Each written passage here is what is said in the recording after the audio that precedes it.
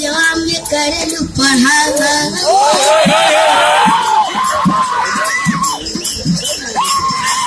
जवने शांति है भैया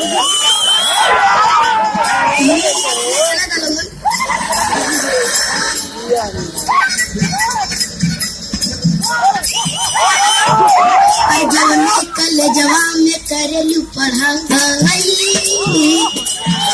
अरे जवने कल जवान में करलू पढ़ाई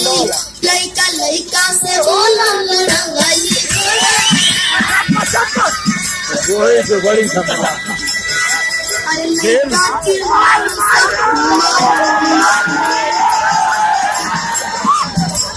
लइका चिल्लाने से